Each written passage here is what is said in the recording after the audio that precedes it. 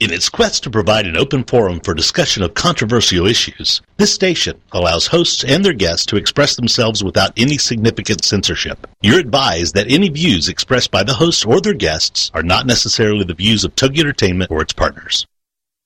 Motherhood Incorporated proudly presents Military Mom Talk Radio live on TogiNet.com. Co-hosted by Robin Boyd and Sandra Beck, the owner of Motherhood Incorporated. Military Mom Talk Radio is here with a powerful platform for women to discuss their ideas, issues, and concerns with respect to the military lifestyle. Military Mom Talk Radio encourages you to share your experiences of being a military wife and mother. This show is dedicated to educating your family about the many resources that are available in both the public and private sector, and we'll be sharing helpful information from women all over the world. We'll cover everything military, from helping a family member cope with post-traumatic stress disorder, to navigating government programs dealing with family issues, to the struggles of deployment, along with being a working mother both in and out of the home. This is Military Mom Talk Radio, and here are your hosts, Sandra Beck and Robin Boyd.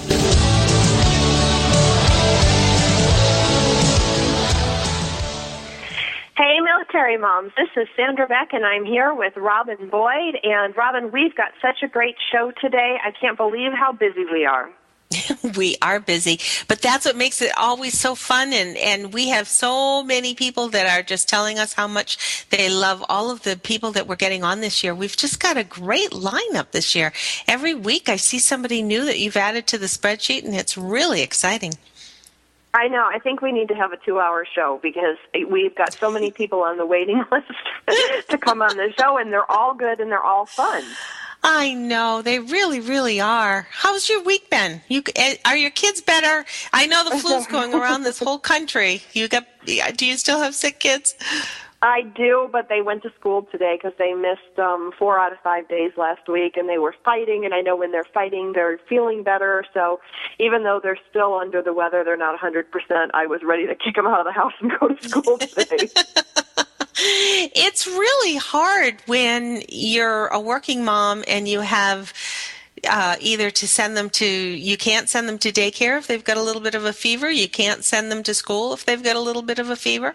It's really a challenge. And I really feel for the families who have deployed service members or who are single as you are, because it's not like you can just call your spouse and say, gee, so-and-so's still sick. Can you stay home today instead of me? So it's a challenge.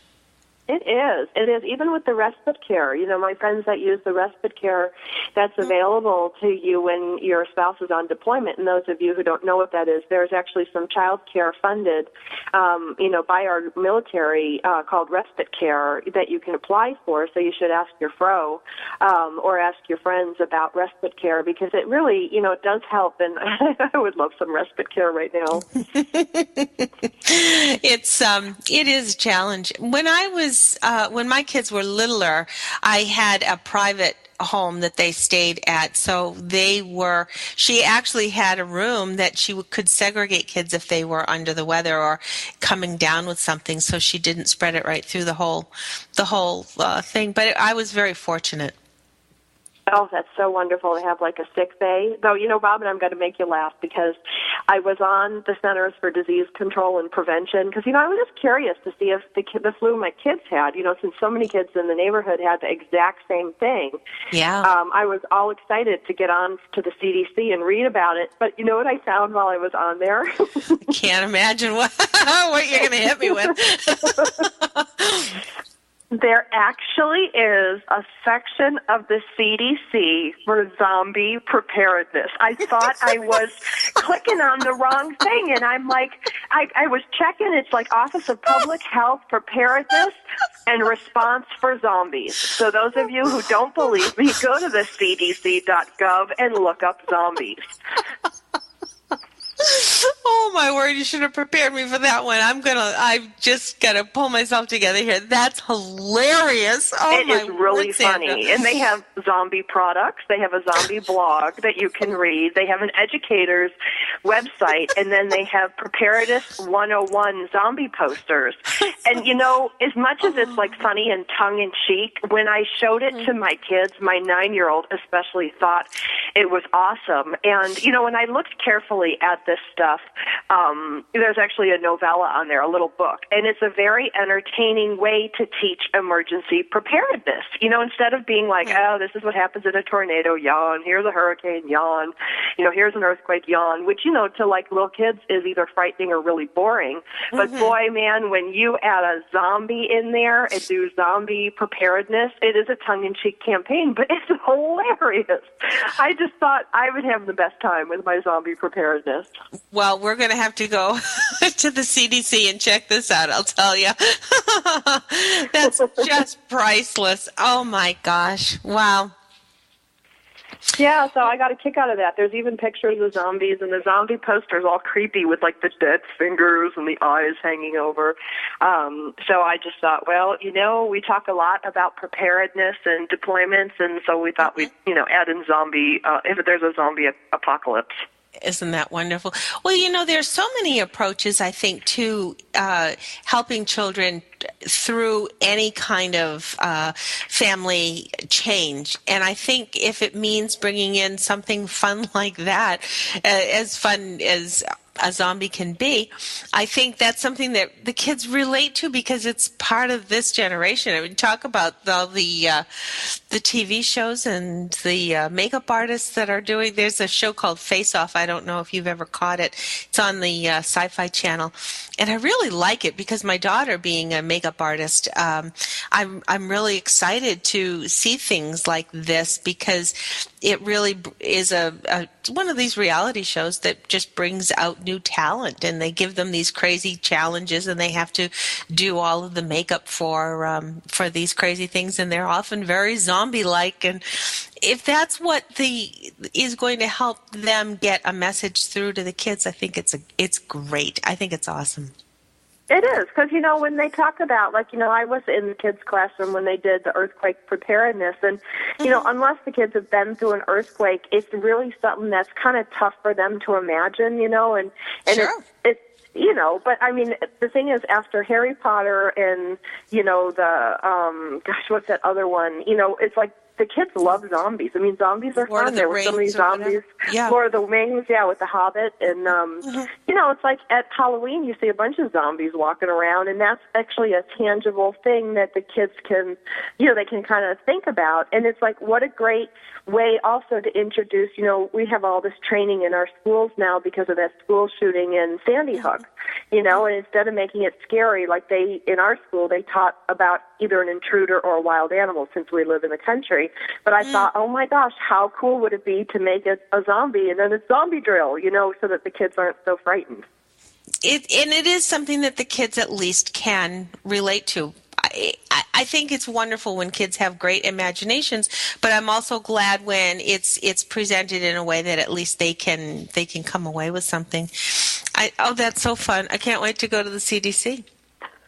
No, I know. Well, it reminds me of like when NORAD this year did the Santa tracking. I don't know if you've ever done that. I always have to check out Santa on the NORAD Me tracker. too. Love me it. too. We had him on my phone, you know, the whole time, and I just love when you know, our national organizations become human, because that to me, NORAD is always all you see it is in sci-fi films, or you know, NORAD says this, NORAD tracks that. You know, for them to track Santa, you know, just awesome. I think does so much good public will. And that's like, I thought, oh, I kind of like the CDC for having zombie preparedness. I saw them in a whole new light.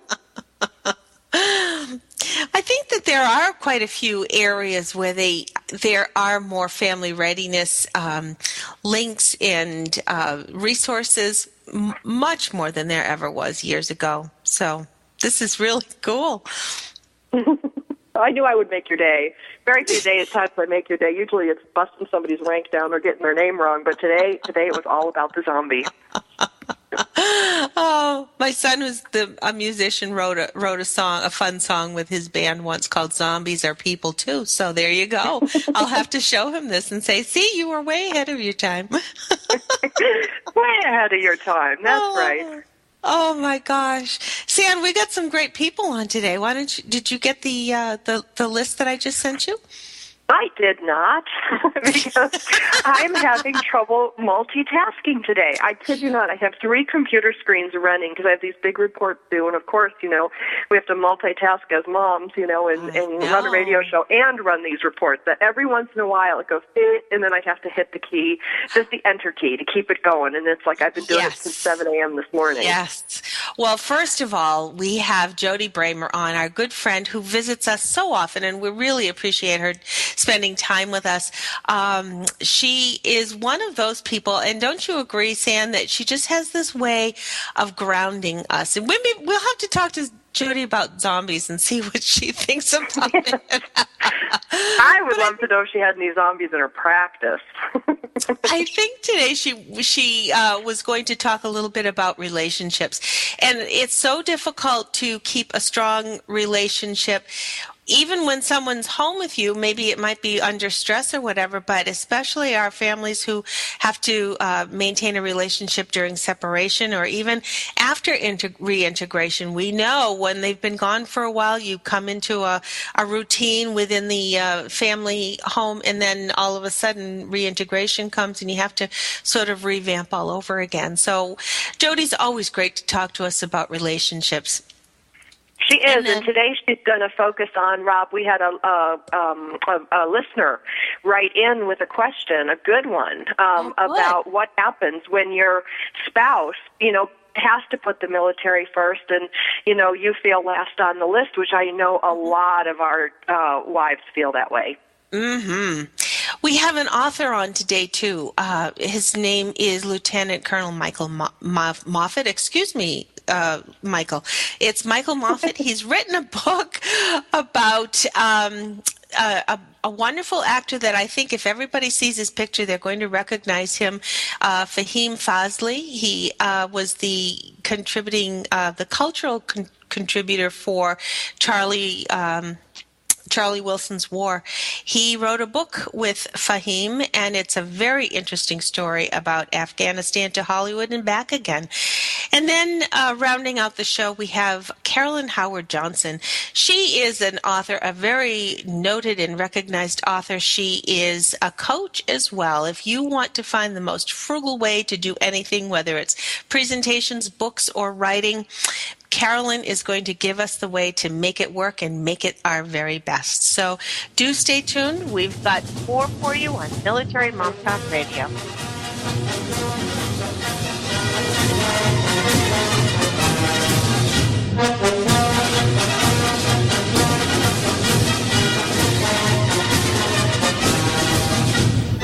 Are you a military mom looking for help in dealing with the system? Keeping the home fires burning? Well, that's what we're here for. It's Military Mom Talk Radio with Sandra Beck and Robin Boyd. And we'll be right back after these. Mobile is the future, and the future is now. Listen in each week, Tuesdays 4 to 5 Central, to Brilliant Mobile Marketing with your host, Mobile Mary, as we simplify the hottest marketing channel, mobile marketing, and share secrets on how you can use mobile to be more brilliant, be more profitable, and have more fun in your industry. Join us each week to learn from brilliant business leaders on how to simply and easily capture a list of raving fans and turn them into loyal customers. This show will help business owners, authors, and speakers realize their own brilliance by tapping into the insights of fellow brilliant business leaders. We will also showcase brilliant tools, both traditional and digital, that will make you more brilliant in everything you do. Don't miss your date with Brilliant Mobile Marketing and your host, Mobile Mary, America's mobile marketing expert, as she shares her success strategies every Tuesday from 4 to 5 Central on the Rockstar Radio Network. Join us for Self-Aid Success Stories with Helen Wu. Wednesday nights at 10, 9 Central on TogiNet.com. Helen Wu was born and raised in San Francisco's Chinatown, and after a very difficult upbringing, fighting depression, abuse, and addictions, she finally finds herself genuinely happy inside and out. Helen believes in taking our positive thinking and doing something positive to achieve a positive outcome. She's here to make a positive difference in your life, to be your game changer, your aha moment mentor. She's ready to help both men and women get into a better place. Helen Wu is also the author of Self-Aid Success Stories, 25 success stories from successful entrepreneurs. Inspired by Ellen DeGeneres, Helen wants the world to know that just because we find ourselves in a difficult situation doesn't mean we have to stay there. We can aid ourselves to a better life. So join us for Self-Aid Success Stories with Helen Wu, Wednesday nights at 10, 9 Central on TogiNet.com. We'll put a boot in your ass, it's the American way. Hey, Uncle Sam, put your name at the top of his list, and the Statue of Liberty started shaking. Welcome back to Military Mom Talk Radio on TogiNet.com. Covering topics to help on the home front with help from those who know how the system works and how to work the system. It's more fun than a sale at the BX. Now let's get back to it. It's Military Mom Talk Radio. Here again are your hosts, Sandra Beck and Robin Boyd. Hey, Military Moms, this is Sandra Beck, and I'm here with my co-host, Robin Boyd, and we are going to welcome Dr. Jody Bremer. She's a regular on our show. She's covered everything from deployments to PTSD to struggling with loneliness, depression, and today, Jody, we're going to talk about what happens when you're in a relationship, whether you're married, girlfriend, or otherwise, with an Army military personnel who can be deployed, can be home. We got a lot of feedback from Facebook about the wives feeling last on the list, and then not only do they feel last on the list, but then they feel guilty because then they're not serving their country. So, Jody, have you ever heard that before? Oh, gosh, no, never once. Not once in a million years, all the time that I've ever been in the military. No. That is such a common theme, and it's true. The wives not only struggle with the guilt of everything that they're doing or not doing or doing wrong, but they feel guilty because they want to be foremost in their husbands' or their significant others' lives, and then they have to share it with their branch of the military, and they know that the military is much more than a 9-to-5 job. It's a lifestyle, it's a mindset, and yet there are so many human needs that people need in a relationship, and oftentimes the relationship is the first thing to suffer. Absolutely. And what do they do, Jody? I mean, how do you just, is it something you just got to suck up and make peace with? Well, you know, there's a saying in the Marine Corps that if they wanted you to have a wife, they would have issued you one. Which right. is all well and good, except for the wives in the Marine Corps and elsewise. The truth is that men in the military can and do devote their lives to their branch of service. However, and this is a big caveat, when a man chooses to marry, and I don't mean to be sexist because there's plenty of females in the armed services too, but it does seem to be more along the male-female contingency line. When a man chooses to marry, he is making a statement that I am bringing somebody else into my life, which means that somebody else is going to share the things that are important in my life and be a part of the important things in my life, which means that if a man marries or brings in a significant other, he does owe it to his significant other to make her feel as loved and wanted and as appreciated as the military is. Even more so, perhaps, because there is so much of a demand that the military makes on the life of a military member. Don't you think so? Oh, absolutely. I remember, like, I was every which way from sideways at my friend's retirement, after, 25 years he retired and we were on the deck of an aircraft carrier. It was like 1,000 degrees and I'm watching my kids and his kids and, they bring his wife up and hand her a flower and say, thanks. And I was like, are you kidding me? Are you kidding me? 25 years and you get a flower? Hey, thanks. Yeah, I almost went ballistic. I was so red, Jody. I know it's not about me, but for every woman out there that has been in a relationship with someone, much less a long-term one, here's your flower, honey, and by the way, thanks. Yes, in our case, we got a certificate of appreciation for being accommodating and providing all the support for our husbands. It's like, really? That's it? Oh, my goodness.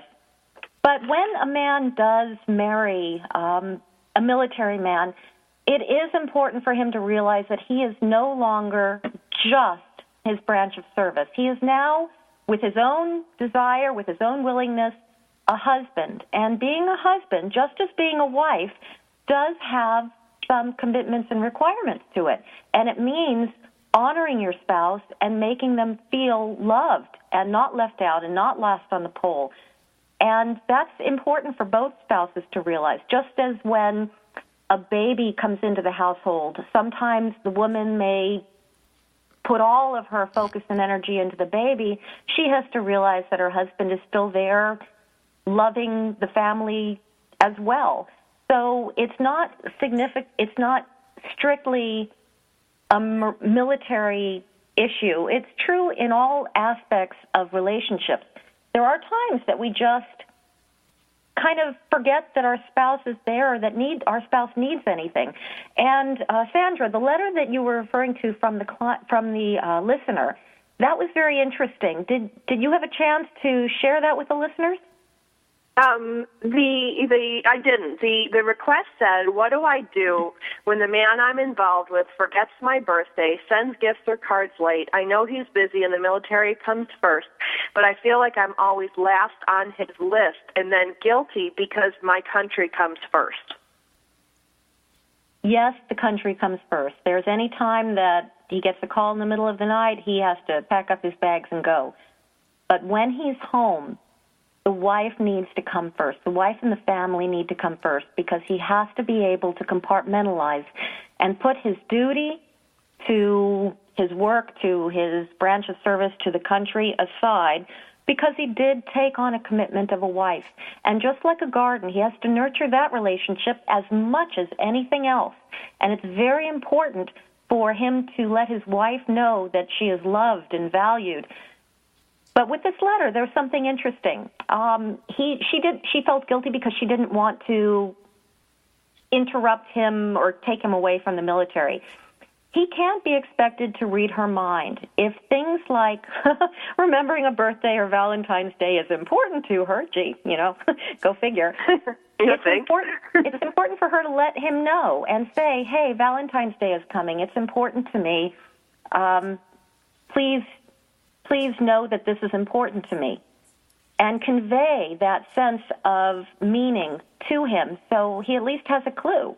Some men don't have a clue. Anybody experience that? Yeah, I was going to say, I'm sure that the military, though, has situations that are probably very, very unique over any other kind of relationship, in that there are times they can't just sit down, even when they're home. They can't talk about sometimes, what did you do today, hon? There's a certain, depending on their security level or depending on their the operation that maybe they have just come back from and have been gone for 3 months. I think it's hard to keep that relationship going because the one that's been home could talk about the mortgage or talk about, who got a scholarship last week or who did whatever. And maybe the service person can't be doing that. And that's hard to have a balance as far as communication. Oh, absolutely. It's a whole part of your life that you can't share with a significant other. That comes true with many different areas, not just the military. We've got the CIA, we've got the FBI, we've got some police work, detective work. Think about There's oftentimes that the partner can't share what happens in their work situation, but that doesn't mean that they can't make their spouse feel important and loved. Yeah. I know. I'm sitting here going, oh, what would you tell? You talked about, like the guy can't read minds. If, because I think about that going like, well, gee, if I have to remind you it's my birthday, then it feels kind of weird, when you do get something, it's like there's a part of every woman who wants, the man to at least remember her birthday. Absolutely, I know, and that comes with feeling like your birthday is the one day that you get to be special and honored. That is one aspect of being a military wife that is really hard, because very important days like birthdays, anniversaries, holidays, they don't always get to be celebrated or honored or even experienced on the day of. And we get this mantra of, well, it's just another day, it's just another day. And we get disappointed, and we have resentment, and we have anger, and we don't know where to put it. We don't know whether to be angry at our spouse or angry at the military. The truth is that it is just another day. But, for example, a birthday is the day that you came into the world, and you want somebody, especially your spouse, to think that that's a pretty darn important day. So if there is a conflict, say the husband is deployed or not there, or something happens and you can't celebrate an important event together, make a plan. Make a plan to say, okay, if we can't celebrate it at this time, let's put it on this, and this is going to be the day that we celebrate. Or I want you to acknowledge my day. I know you can't be here, but I want a text or I want an email. And if that's feasible, if it's possible, if we're not in a war situation where that's not possible, then for the spouse to do everything in their power, because it's important, to make the other person feel special or honored. And certainly not if on the actual calendar day. For some day, they're about it. We don't want anybody forgetting our day, because it was our day. It was an anniversary, or it was a birthday, or it was our children's birthday, or it was Christmas or New Year's. They hold significance, but it's one of the things as a military wife that we do tend to have to sacrifice at times. And if I think it becomes amplified, too, Jody, don't you think? Like what my friends tell me is, they have to deal with so much already on their own. The one day, like their birthday, it's just that one day for me. So I do think it becomes amplified in the military family, the importance of these little things. It can be.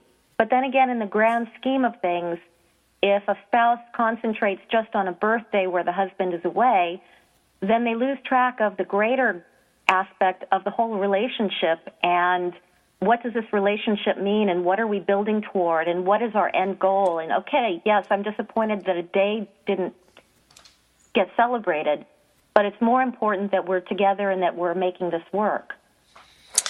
Jody, we're going to have to talk to you another day. We always are fascinated. We get so wrapped up, and all of a sudden the time is gone. We want everybody to visit you, Jody, at Jody Bremer, and that's BREMER.com. Thanks, Jody. You always ground us so that we really have a confidence to move forward. On the other side of the break, Lieutenant Colonel Michael Moffett, a wonderful book you won't want to miss.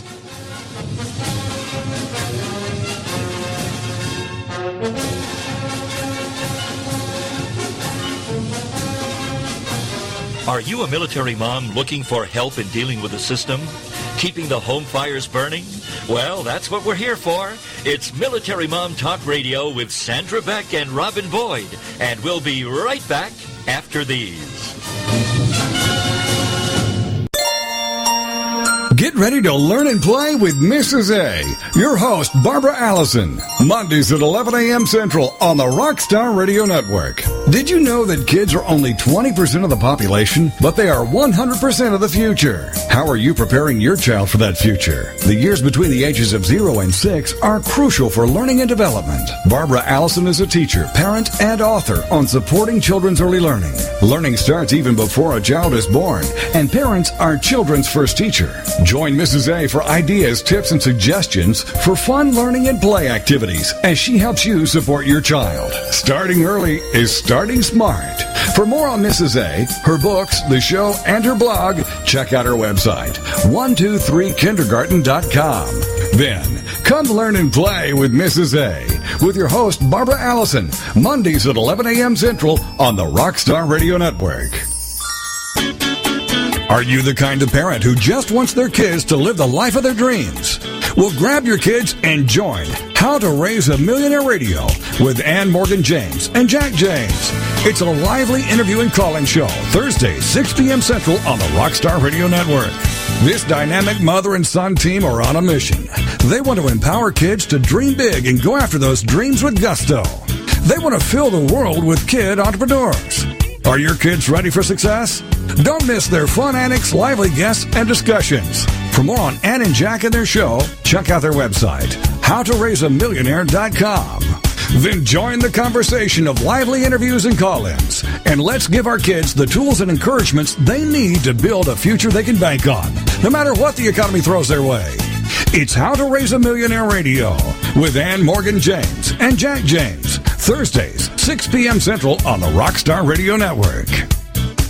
'Cause there ain't no doubt I love this land. God bless the USA.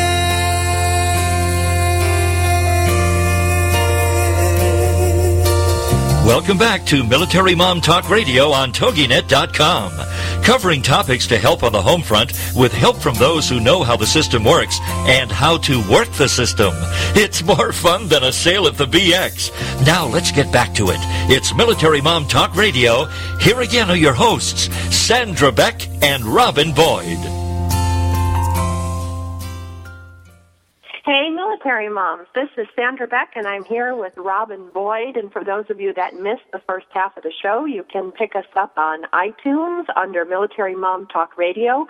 You can also go to the .com by the same name, MilitaryMomTalkRadio.com. And we have Lieutenant Colonel Michael Moffett coming up. And Rob, it's all yours. He is, I have to say, I'm very proud to say he is a Granite Stater. He is a neighbor right up the way. Michael, are you with us? I sure am, Robin. It's great to be here. Welcome so much. Glad to have you here. I've been enjoying this book so much. And before we get into the book itself, let's meet a little bit of you as far as what has your military life career been? You have had quite a decorated career. Well, real quick, Robin, I joined the Marine Corps in 1982, became an infantry officer. Got out, came back in the reserves just in time for the Persian Gulf conflict. Timing is everything, and then continued to do reserve stuff. Went back on active duty after 9/11. I was on General Frank's operations staff at Central Command, and did a lot of other assignments as well with Marine Corps education programs, and finished up by going to Afghanistan for Marine Corps University in 2010, which is where I met FAHIM Fazli, who I co-authored our book with. Now, I thought that was very interesting when I read it in the preface that you were assigned as a historian for the Afghanistan conflict, I guess you could say. Is that how they assigned it to you?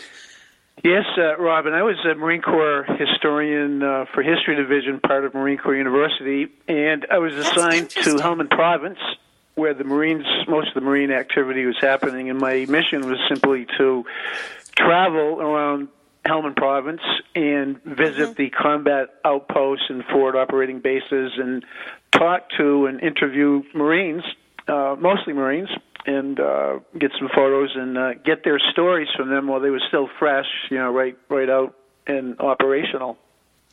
And for what purpose is this documentation? Is it the government who needed this? Is this who is benefiting from? Not obviously we would be, because we're going to read it in future generations.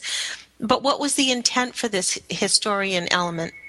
Well, these interviews are primary source material that gets transcribed and summarized and recorded and left at Marine Corps University History Division for future scholars or researchers or even family members who want to come back or go back and listen to a first-hand recording of somebody who's in theater talking about what they have been doing or experiencing in war.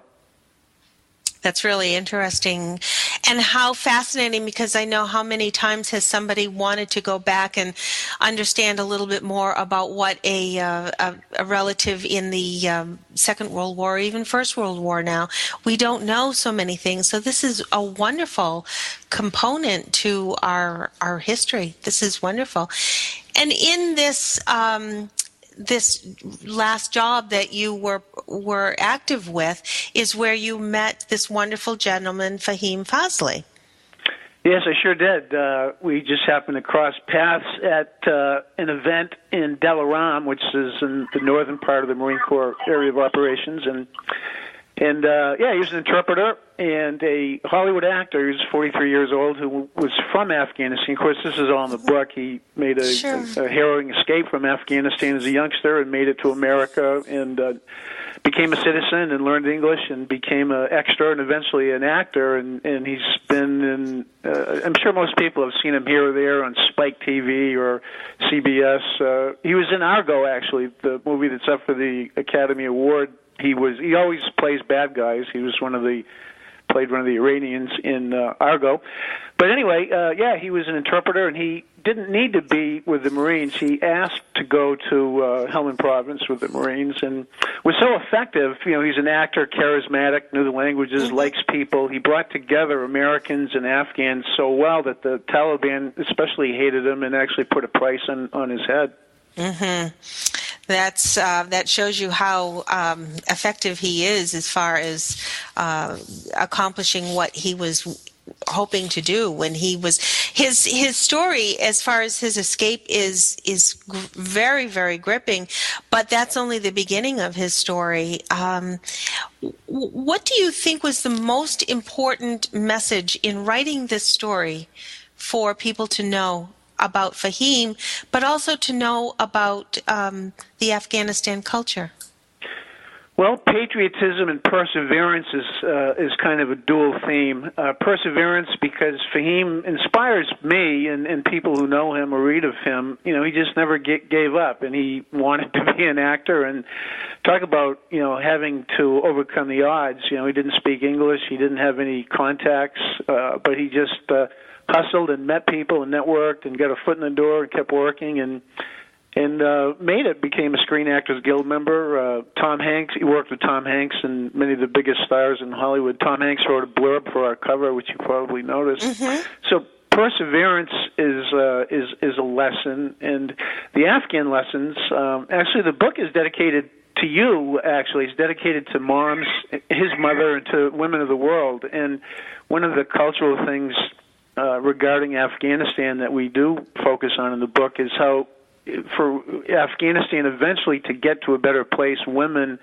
have to be empowered, and that's not easy. And culturally, I mean, who am I to say here in New Hampshire that Afghans need to be a certain way? But I think that it's true. I think that as women get more empowered over there, that'll temper the violent strains that are part of that warrior culture and get that country to a better place. So difficult to read some of the talks that he said of his wife, his mother being beaten, or his mother wanting to leave his father, but then her family returning her to the father because that was what her role was. And she had other aspirations, didn't she? Yeah, she wanted to get into health. She wanted to really be a doctor, which is very difficult. She did become a midwife. In fact, she became a midwife for the president, vice president, and then the president of Afghanistan before he was murdered in 1979.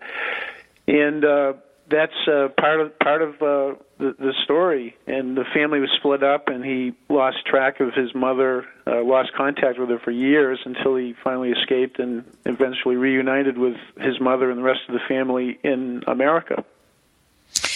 And I thought it was really kind of interesting when he said he was going from Afghanistan to Pakistan wasn't that big of a cultural difference. But when he finally landed in New York and came to America, he said his words were he thought he was on another planet. It was just so different. Yes, that notion of coming to America. There's a movie about that. It's a little bit like the Beverly Hillbillies in the sense. I think it's fascinating for people to see others come to like an urban area and suddenly be confronted with skyscrapers and that type of thing when you're just used to the yellow gloom of Kabul, as a youngster. As you have promoted this book, how has it been received?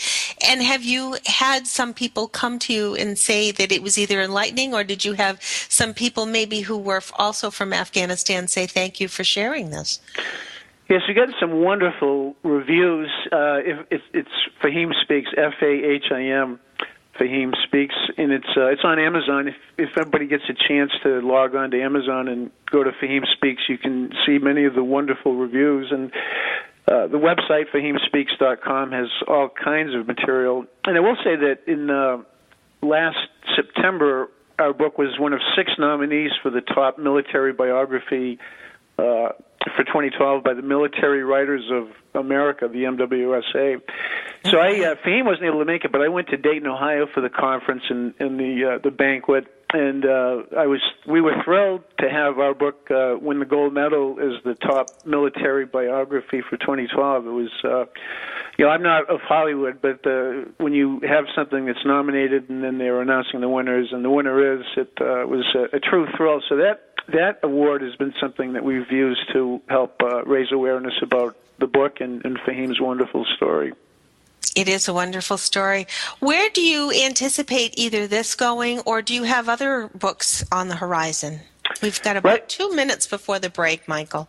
Okay, well, right now our focus is just to raise awareness about the book and FAHIM and his wonderful story. And I'm not sure if I'm supposed to say this. He's in China right now doing a film project with Robert Downey Jr., which is part of the Iron Man type series. FAHIM was in the first Iron Man movie, a bad guy who had to punch out Robert Downey Jr. But right now we're just working on raising awareness about the book. That's why it's wonderful to get to talk to you folks and on your wonderful show here. And we do get asked, a movie someday, and that's a tough one. But FAHIM is an actor, and Dale Dye and his wife, Dr. Julia Dye, are publishers and editors, and they are of Hollywood. Dale has been in many movies and top military guy in Hollywood. So, the possibility of working up a treatment or a draft or an outline or someday a script for FAHIM and his story, it would be, Hollywood's always looking for new ideas, and this is a novel idea and a true story of love and patriotism and perseverance and on and on. It is fascinating because what he went through culturally and emotionally to leave your birth country, to adopt another country, to then put on the uniform of another country, and then be back and do the things that he's done really is fascinating. Michael, thanks so much for being with us. Michael Moffett. Robin, thank you. Semper Fi and stay warm. I know it's cold there in Hooksett. It is. Thank you for your service, it's Michael. 70 and sunny in California. Thanks, Sandra. Thank you.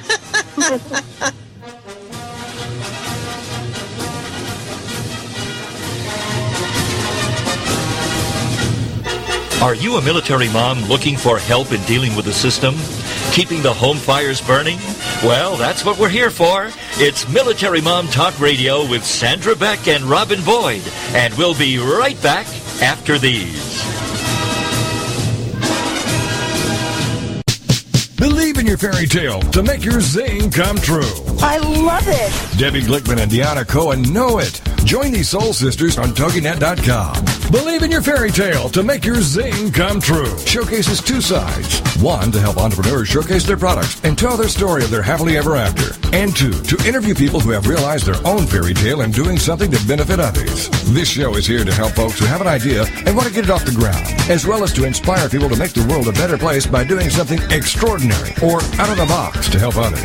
Both of these entrepreneurs have their own businesses and websites. With more information on their passions and successes, first for Debbie, FairyTaleWishesInc.com. And for Deanna, thenextbigzing.com. Believe in your fairy tale to make your zing come true. With the Soul Sisters, Debbie Glickman and Deanna Cohen on TogiNet.com. Congratulations on being the proud owner of an adorable, soft, cuddly, sweet-smelling, smiling, cooing, hungry, tired, gassy, screaming little bundle of joy. So now what? Where's the owner's manual for this thing? Where are my instructions? Right here. It's Baby and Toddler Instructions with Blythe Lipman on TogiNet.com.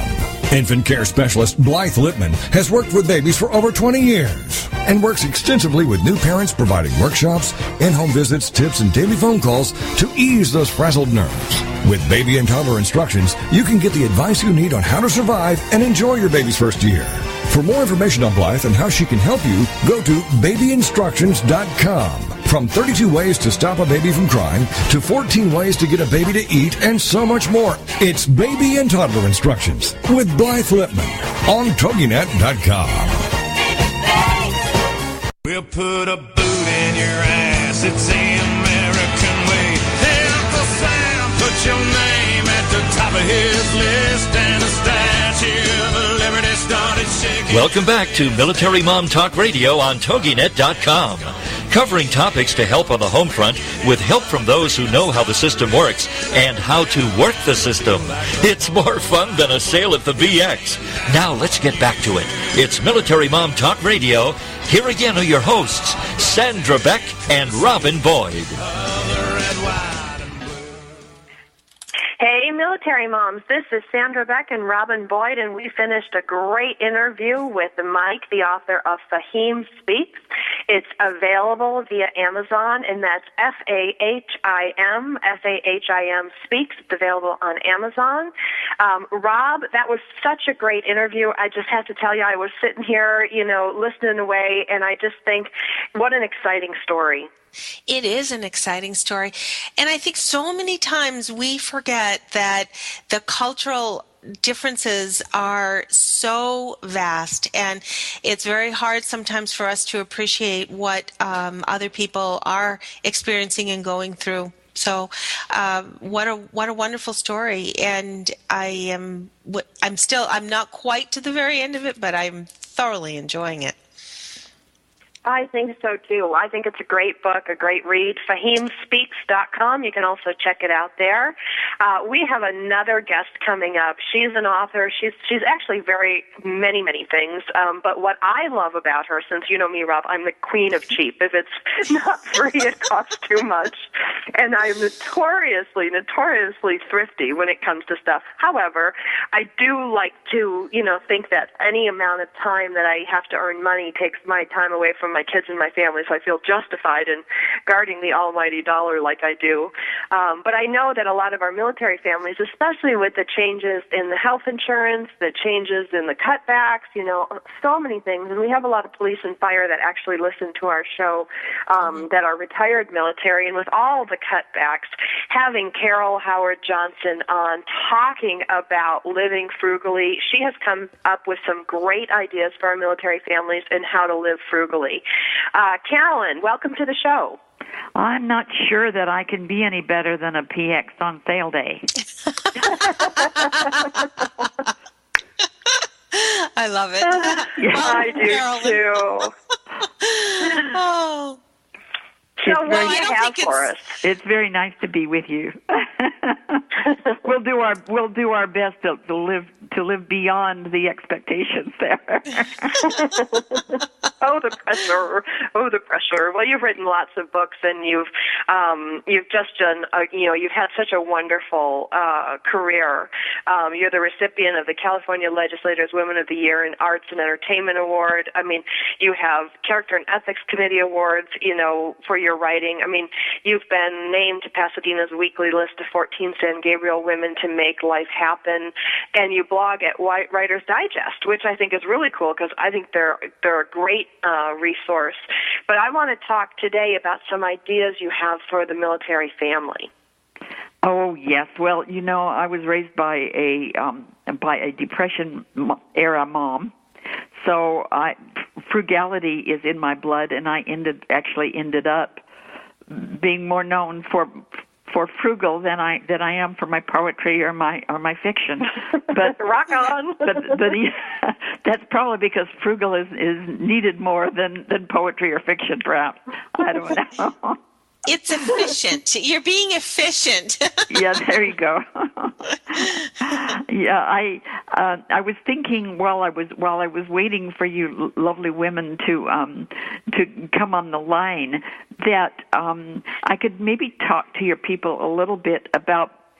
Most of them are assuming are readers. I'm hoping all of them are readers of some of the frugal ways that they may or may not know about in terms of reading or getting their book or whatever, right? I mean, my two favorite topics are military, well, three, frugal, military, and of course, writing. So if we can figure out a way to support authors frugally and readers frugally, that's always a good thing. It came to me when I was on Amazon today. I had just signed up for a Prime membership that gives you free shipping, and I'm not sure that a lot of people know about that. The free shipping and then the free rentals. You know, I rent a book from them every month. That and there a lot of them are first run in great books. Right. I think it's $79, I think, a year, but you get to try it for free. And I signed up, and exactly, it also gives you the access to the free lending libraries, and the lending libraries are literally staffed by authors who use Kindle Select program, which means they offer their books free as a way to promote their books to Prime members. So you can go, when you use that, you're getting books that normally aren't free, that normally you would have to pay even for ebooks, right? So it's a wonderful way to save money, especially if you really put your mind to saving some money. Well, and there's a great website. I don't know if you know about it, Carol Kindle Buffet. It's one of my favorites. And they read through all the free ones. And I get on there every day. It's like brain candy. I was going to suggest download at will. Yeah, if you Google free ebooks, there's about 12 of them. And all of the, well, at least 12. I used 12 the last time I promoted a book using what they call Kindle Select program, which is a program that authors can use, again, to promote their books. And these are books that normally one would be charged for most of the year, but authors can have up to 5 days to promote them free. And the idea is to get them out there and get a buzz going. So we want as many people to know about that freebie as possible. And, of course, if you're an author who already has some following and people have been thinking about buying your book and then they see, oh, I can get it free if I hurry up and do this in the next 5 days, a lot of them go in and order it free. And that's the purpose of those freebie sites is to let people know about what's free on Amazon and other places, but mostly on Amazon. It's mostly the Kindle people who are being touted on those websites. Are you finding that you're soaring with Kindle versus print copies, or are you still really doing well with your print copies? No, I'm doing very. I think I just hit a tipping point on Kindle or ebook versus paper. Up to this point, my books are I hate to admit it, are really quite pretty, quite nice books. And the paperbacks have always been very, very popular. But recently I've found especially my how-to books are selling as many on Kindle as they are in paperback. And so I think more and more people are just doing that. When I look at my usage, girls, because I'm a Kindle and a Nook owner, and I am a voracious reader, and I'm telling you, if it comes It depends on where I'm going to use it. Like if I'm buying a book to read at the beach or, certain places where I want a physical book. But when it comes to education and how to and, a lot of the learning things, the cookbook, I don't have room to store all these. And to be able to put them on my device and know if I lose the device, I can just get a new one and download everything again, especially in the how-to cookbook market like that. And book I know I'm going to keep, I'm going to absolutely get it on in e-version. Yeah, and isn't that funny? The e-versions give you some perks that regular books don't give us. We're all used to using an index in a paperback book, and we love those. But when you're using an e-book, you can just click on a link and it'll take you to different places in the book, or you can click on a link and it'll take you to different places on the web, depending on your reading device. So it's very handy, and a lot of people who have bought the Frugal Book Promoter, which is the best-selling book in my series for writers, tell me that they have actually bought both books. And one woman sent me a picture of the paperback book, all Post-it noted and the corners turned down. So she'd obviously really used that, but she still wanted the ebook so that she could just go and quickly find what she wanted using a keyword or a find function. So they're both wonderful. Have their own use.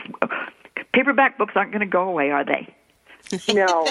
And I love the smell of them. I love the feel of them. Yeah. And, just to curl up and use it. And, for me, I'm on a monitor, 12 to 15 hours a day sometimes. So it's not relaxing to sit down and look at another screen the way it is, looking at a paperback. Exactly. And there's nothing like curling up in front of a fire on a cold day and reading, right? Right. So or a beach. It took me about 2 years to really get into my Kindle because I am such a bibliophile. I'm such a book person and a physical book. It took me a long time to do that, but what I realized is I could throw out like all my Shape magazines, my fitness magazines, and Vogue, everything I get. I can toss them out at the end of the month or recycle them, which I do, and keep them on my device. And that, to me, to be able to source it, to be able to come back to it and have it all in one place is just a godsend. But it took me 2 years to make the transfer from 90% books to, now I'm 10% hard copy and 90% ebook. What is your website, Carol, so people can check you out? It's howtodoitfrugally.com. And there's a place where people can sign up for my newsletter. If they're writers or if they're marketers, they might really enjoy that. They have a business. There's a lot of stuff about marketing that, I have a favorite phrase. Marketing is marketing is marketing. It doesn't make any difference what your business is. The same principles work for everyone. And any kind of an idea for one industry can be translated into another. In fact, I also have a series for retailers, the How to Do It Frugally series for retailers. That's one of the things that I did for several decades. So, oh my gosh, that's wonderful. It's a good little site. There's also a writer's resources and a reader's resources section on that site. That's wonderful. Carolyn, we're going to have to say goodbye. Thank you so much for being here, but I hope you can come visit us again. Well, I hope so too, because we didn't even finish the Amazon frugal tip. We'll have to do a couple more of those. Thanks a lot for your help. Next week we have Lori Bell from the National Association of Military Moms and Spouses. We also have Lisa Dietrich to talk about women in faith. And get ready to sizzle, ladies. We have Susie Manning joining us. Join us next week on Military Mom Talk Radio. I'll be sure to listen. Thank you. Bye-bye. Thanks.